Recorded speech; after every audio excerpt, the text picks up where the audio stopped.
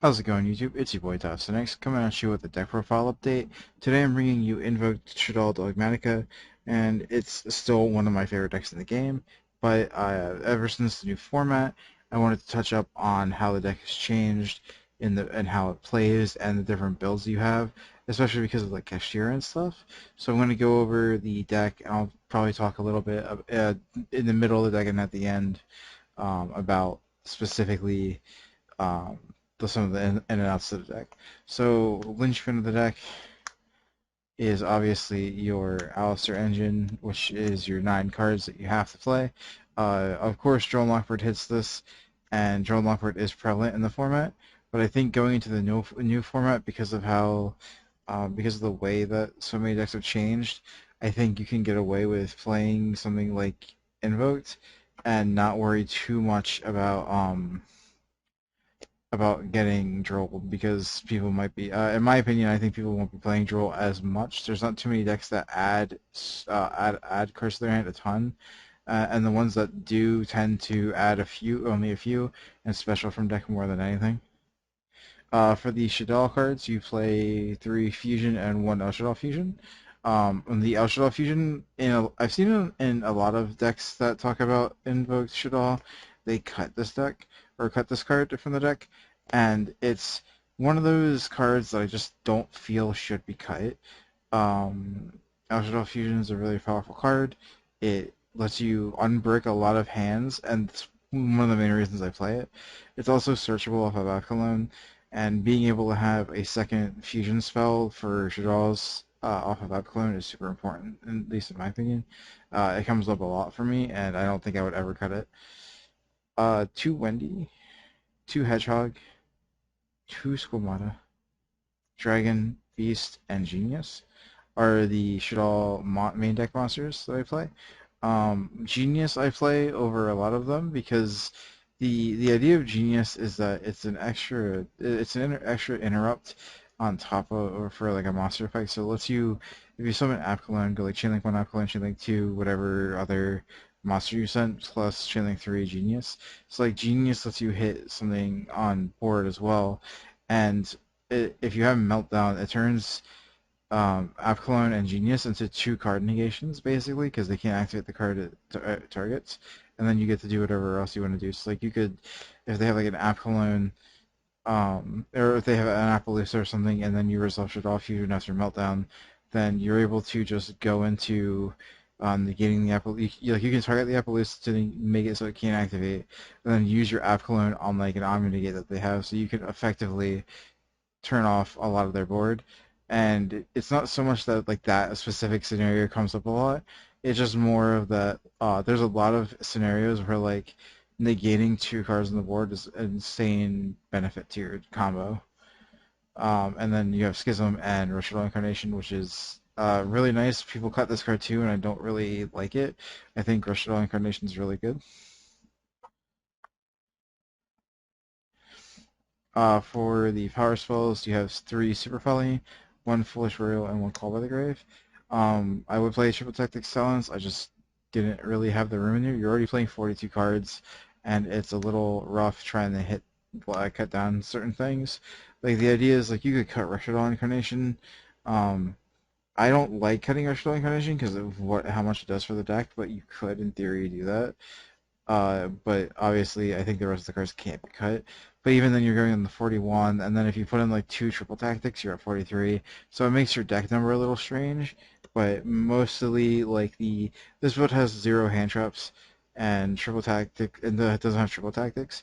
So pretty much all the cards that people are putting cross out for currently, you're just not playing, which is part of the big deal for me. Um, Triple Fry for Patrick, double Edgem Chain, and double Polymerization. I think these are still like insane. Double polymerization, searchable polymerization, and a monster from 1 card, like +3 off of 1 card, is kind of insane. Plus, plus the poly lets you make Chimera with its bonus, and you can still make anything with poly. Like you can still make all the Shaddoll monsters and stuff. So like you still get to play the game like entirely like that, which is one of the things I love about it. Triple Nadir Servant, 1 Ecclesia, 1 Fleur de Lis, and 1 Punishment are your is your Dogmatika package. Um, People tend to forget that Nadir servant can take back from the graveyard. So whenever you use your one Ecclesia, I see people run like three Nadir, three Ecclesia, or like they play like a two Nadir, three Ecclesia, and like they try to max it on the Ecclesia. And you don't really want to see the Ecclesia. You want to see the Nadir because you want to put the card from the extra deck into the graveyard, get your combo going, and get to this or get to this. Mostly just for combos or like protection, and it's mostly just, in my opinion, I think that's just the better combo. But because playing three Ecclesia doesn't get you to your Apclone combo to get the Schism to set up, while Nadir Servant alone can get you to Ecclesia sending an Apclone. Even if it's just normal summon Ecclesia to add Flirtily, you still can add your Schism to your deck from the Apclone effect and still totally resolve just fine. And that's just, in my opinion, I think that's just better. So that's 42 cards. That's for the main deck. For the that's the side deck. We'll do the extra deck. For the extra deck, we have one Artemis. This is the only Link monster. I thought about playing Gravity Controller. And I think Gravity Controller is a very good card, but I think Gravity Controller has its own weaknesses.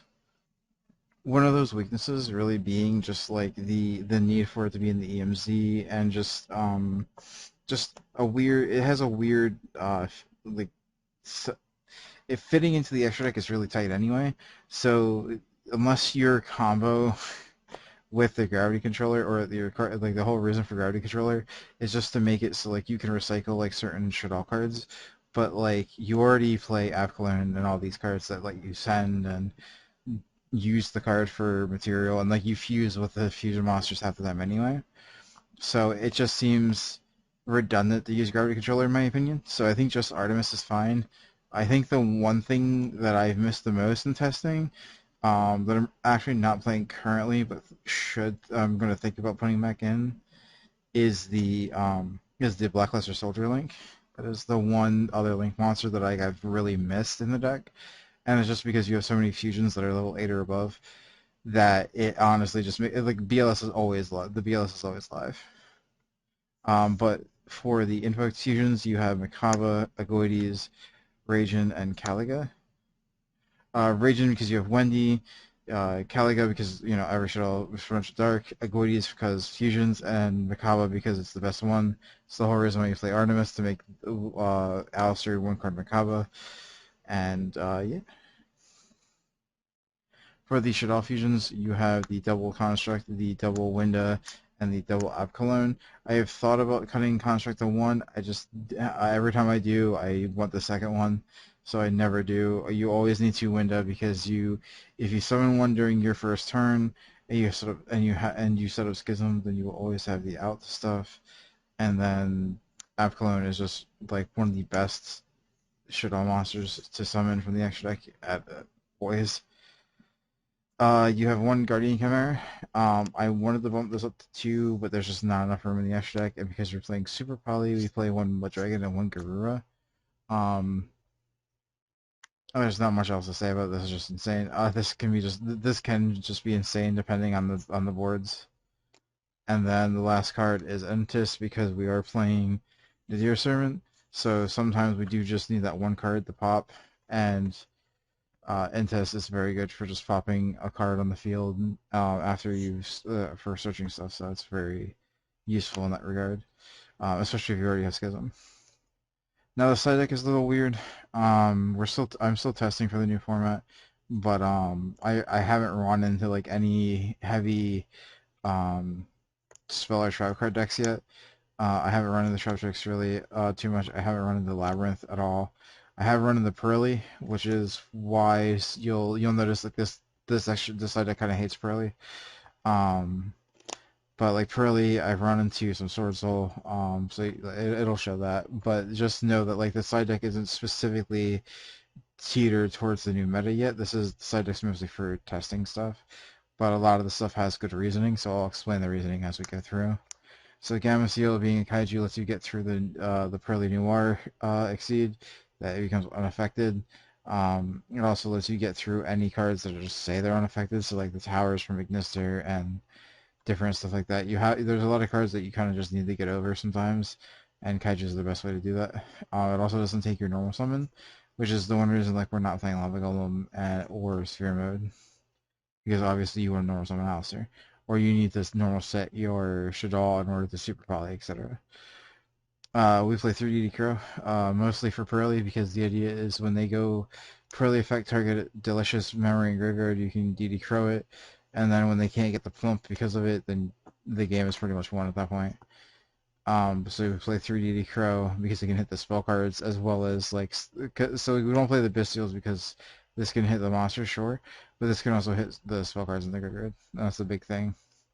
I was testing 2 Nib and it was doing pretty well against Sword Soul and a few other decks. Mostly because like the Omni gates kind of are rough to get to for certain decks within 5 summons. If you like hit them at all, or if they just think you have a hand trap in game one. So one Duster, backer decks. I just wanted like I have it there to be prepared, but I don't ever activate it. Anti-spell, it hits Pearly. It also hates Striker. Being able to play against those decks is very useful. And then I have 3 Summon Limit because Summon Limit it hates a lot of decks that spam the board. Scareclaw or yeah, Scareclaw. Or not Scare. Oh yeah, Scareclaw, but Super Heavy Samurai. That's what I'm thinking of because they have a Scarecrow. That's why I'm thinking that. Sorry.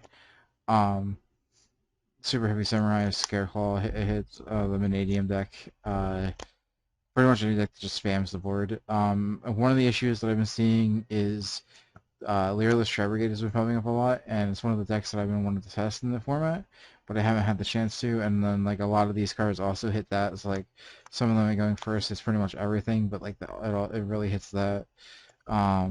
Nib really hits that deck. DD Crow really hits that deck depending on what their Grigor looks like or how they send for cost and stuff. And then Gamma Seal really hits that deck because if you hit their F0, then they basically don't have a big monster negate and they don't have a body that's like unaffected by or can't be destroyed by stuff. So yeah, it's pretty much the list. I think the biggest changes I would make, thinking going forward, because I've been mostly testing the deck. This is just one of the comfortable lists that I landed on, and I wanted to share with the group. Wanted to share with you guys. Um, I think moving forward, I might try to fit Forbidden Droplet back in the deck. Mostly because I haven't seen Arise Heart much at all, and because of that, um, I really think Forbidden Droplet can be good. It's like Arise Heart being at 1, obviously you're not going to see it very often, but like it's still Cashier, right? So you still have to kind of respect it. Um, and then like Branded is still like an issue as well. And I think Droplet is good because at least Droplet can be activated in draw phase to stop the Reborn for Dragon. Or if you just let the Dragon go through anyway, then at least you can send their card to the graveyard to negate like Jowgen or whatever they have on board, and so you can actually continue the play. If you want to get rid of their monster, you can also just like fuse with their monster or stuff. So it's usually not too bad, but the idea is that like you can, as long as you have something that you can droplet, you can hit their Jowgen or their Albion, which is the huge thing, and or the Guignol, which is usually like they usually end on like Albion, Guignol, and like Chem if they have a lot. So the idea is that like you can at least hit some of their stuff and still be able to play the game because if they give you a monster, you're able to just like you don't even have to hit the Albion. You just go hit Jowgen and Chem, and then just fusion summon and go from there. Um, usually you can hit the usually you can hit the Guignol with other stuff because a lot of your monsters don't specifically summon other monsters other than Wendy, so you're usually okay to play through Guignol. So the deck has a lot of stuff that I can play through. It has a lot of issues with some stuff, like Pearly after they get Noir, especially if you're going second in game one. You basically just auto lose game one unless they just waste all the material on Noir. Or if you were lucky and they didn't get to a Delicious Memory, like they played the continuous spell and just missed it. So it's ups and downs, but this is definitely, I think, a format where Invoked Shaddoll Dogmatika and in the future possibly Invoked Eldritch could be very playable. And I'm probably going to be testing Invoked Eldritch lists in the future, so keep an eye out for that. Anyway, guys, thank you so much for watching. I upload 3 Dueling Book videos every single day at 12:15 p.m. Eastern Time. So feel free to check those out every single day with some lo-fi music if you just feel like chilling. It's pretty good. But I hope you all have an amazing day. Peace.